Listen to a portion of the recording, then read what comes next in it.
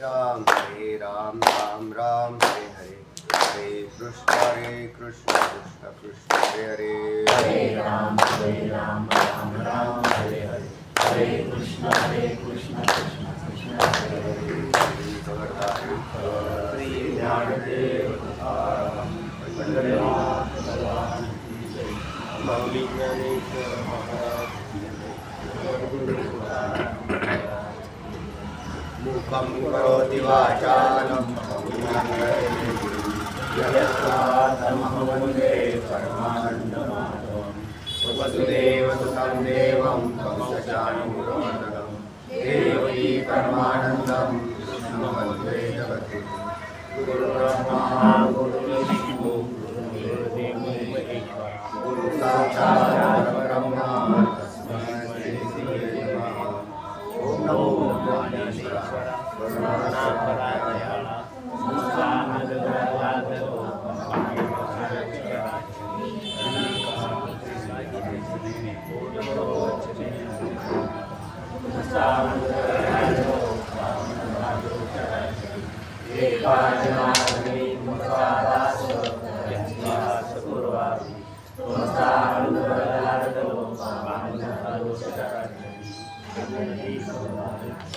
श्री ज्ञानदेव तुकाराम पंढरीनाथ भगवान की जय। मौली ज्ञानेश्वर महाराज की जगद्गुरु तुकाराम महाराज की जय।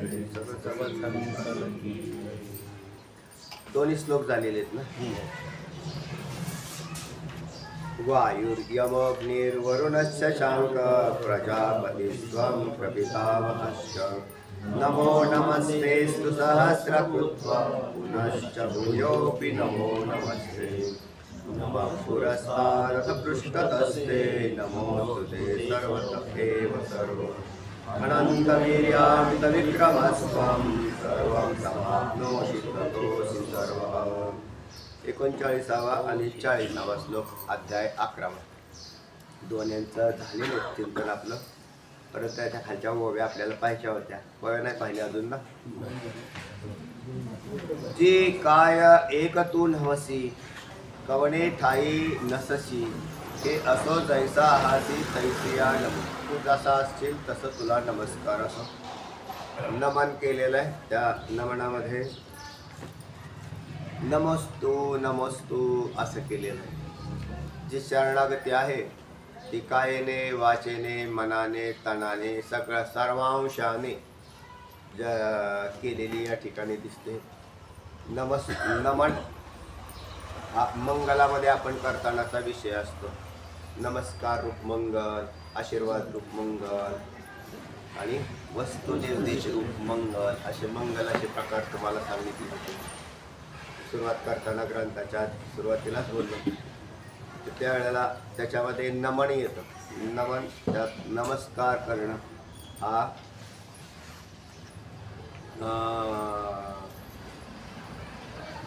चित्तातील अहंकाराचा नाश करणारा सगळ्यात मोठा भाग आहे. ज्या वेळेला तो नमन करतो त्यावेळेला श्रेष्ठत्व देत असतो समोर कुठेतरी. मग तो देवाला देईल, संतांना देईल किंवा संतरूपी गुरूंना देईल किंवा समाजामध्ये सुद्धा लोक नमस्कार करत असतात. एकापेक्षा एक गेल्या वेळेस पाठाच्या वेळेस झाला होता विषय की एकापेक्षा एक श्रेष्ठत्व. जिथे जिथे श्रेष्ठत्व आहे तिथे तिथे नमस्कार पण आहे. आणि त्याच्यामुळे आपल्या चित्तामध्ये असलेला अहंकाराचाही नाश होतो. अहंकाराने जीव बनलेला आहे. अहंकार गेला की तो देव होतो. अभिमान गेला की देव होतो. पण अहंकार असला की जीव असतो. आणि जीव असतो तो अज्ञानामध्ये जो अहंकार आहे तो त्याने शाबूत ठेवलेला असतो. म्हणून तो जीवपणावरती राहतो. अज्ञानमूलक आहे तो अहंकार. अहंकार हा स्वरूपाकडे गेला की देव होतो आणि आध्यस्थाकडे आला की जीव होतो. तो अहंकार दोन्ही ठिकाणी फिरतो. म्हणजे खरा मी आहे ना तो देव आहे आणि दुसरा जो मी आलेला आहे तो परिच्छिन्न स्वरूपात देहावर येऊन बसला की तो जीव झाला. अहंकार अधिष्ठान स्वरूप झाला की देव झाला आणि आध्यस्थ स्वरूप झाला की जीव झाला. जीवाची ही अवस्था झालेली. अहंकार वाईट आहे असा नाही, पण कशाचा अहंकार म्हणजे असणं. अहंकाराचा खालचा बेस आपण धरू तसा मी हा नाश कधी पावतो? केव्हाच नाही. मीचा नाश होतच नाही, कारण अधिष्ठानातून आलेला आहे तो. आणि नाश कसा होईल त्याचा? तर अधिष्ठान स्वरूप झाल्यावर काय होतं, परिच्छिन्न पदार्थातले अहंकार आणि व्यापकात अहंकार नाही राहत, तर तो तत्स्वरूप होतो.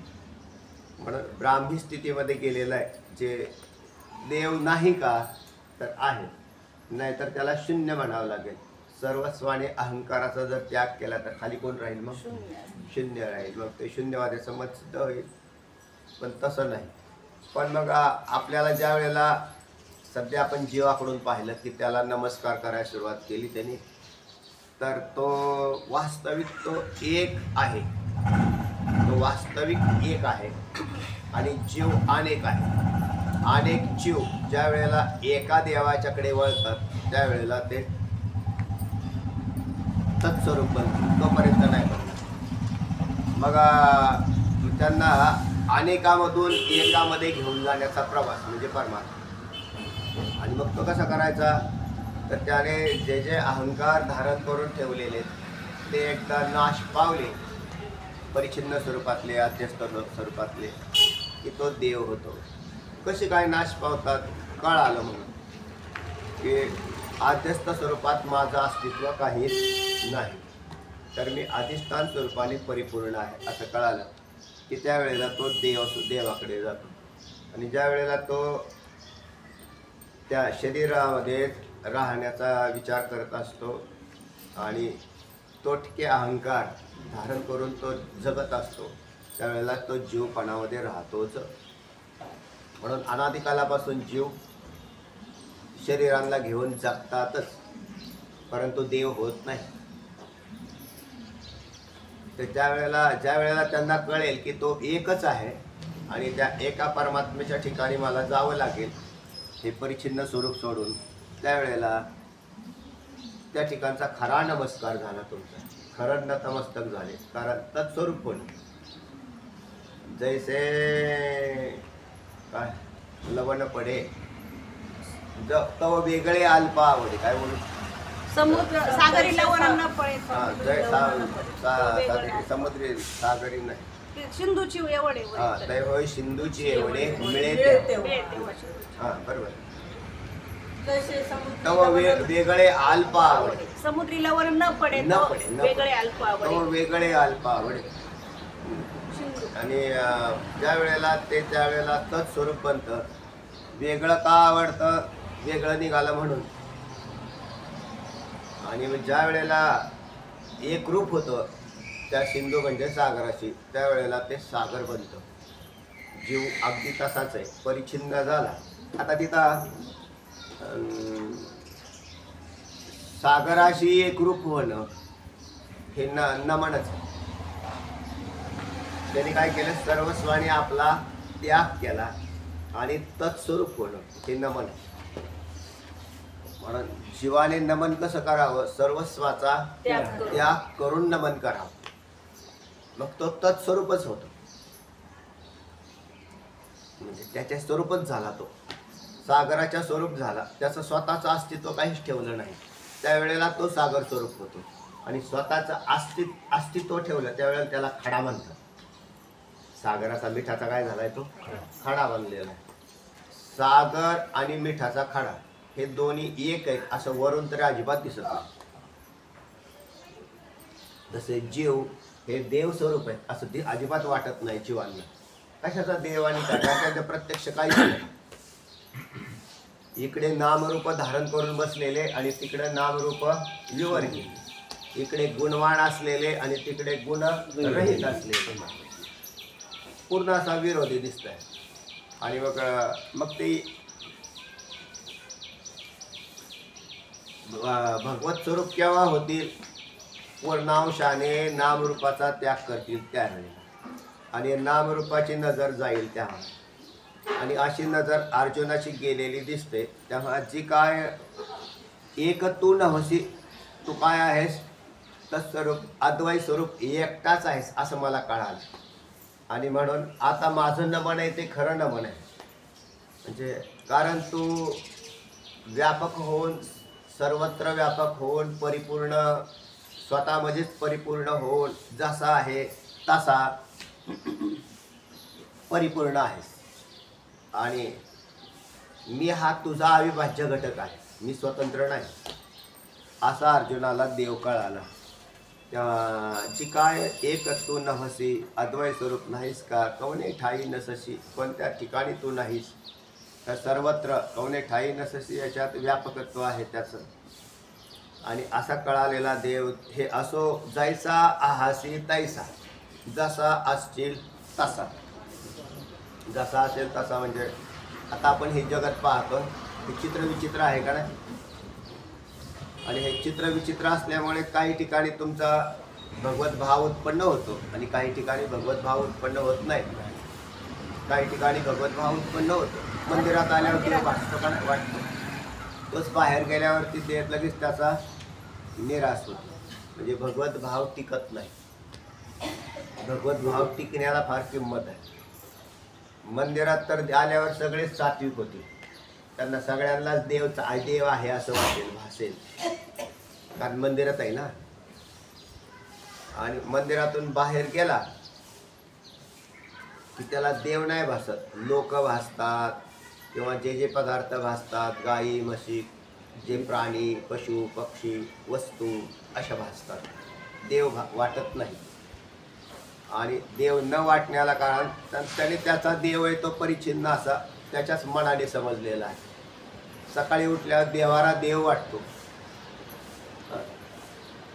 का घर देव वाटतं, देवाराच वाटतं. देवारा देव वाटतो. एवढा व्यापक भाव. म्हणून तिथे जाऊन तो देवाऱ्यामध्ये बसतो आणि तिथे जाऊन पूजा करतो. पण तिथली पूजा शुचित्व जरी पाळलं तरी देवाऱ्याला पाळतो, सगळ्या घराला शुचित्व पाळतो. म्हणून त्याचा देव परिच्छिन्न ठेवलेला आहे की हा एवढा इतक्या मापाचा, त्याच्यात शुचित्व आहे, अख्खा नाही. हे सगळे जगत अख्खा देव असा भाव तयार व्हायला कठीणता आहे. कारण त्या बुद्धीने तसे आकार धारण करून ठेवले तात्पुरते. हो, तशी. ज्या ठिकाणी सात्विकता दिसते तिथे देवपणा वाटतो, ज्या ठिकाणी रजगुणता दिसते तिथे देवपणा भासत नाही, ज्या ठिकाणी तमगुणता दिसते तिथं तर अजिबातच नाही.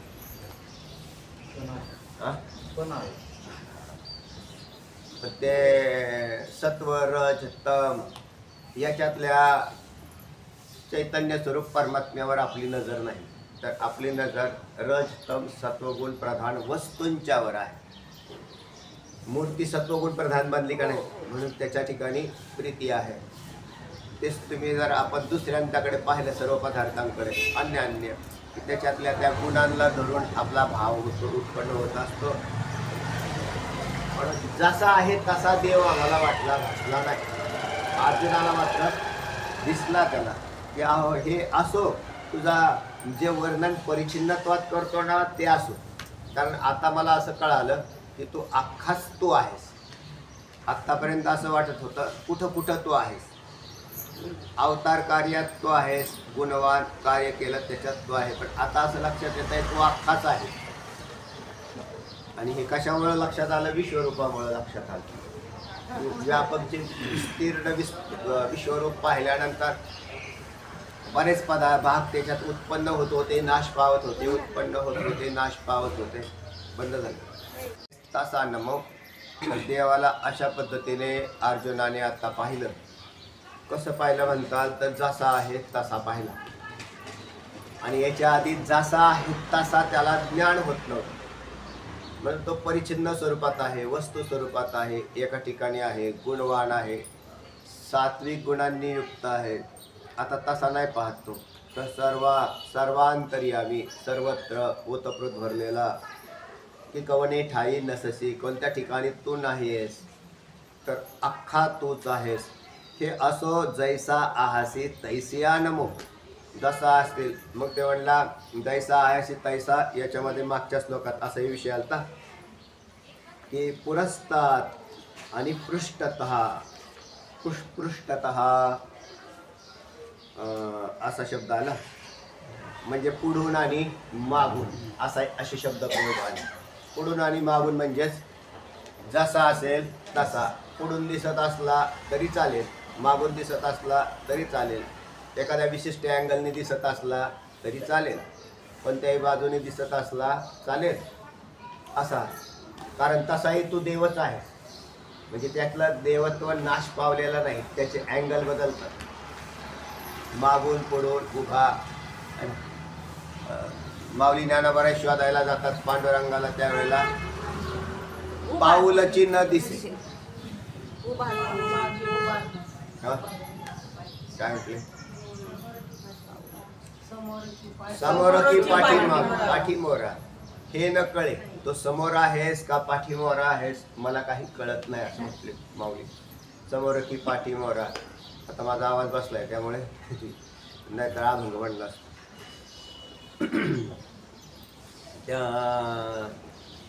आणि मग ठकची ठेले जैस कैसे.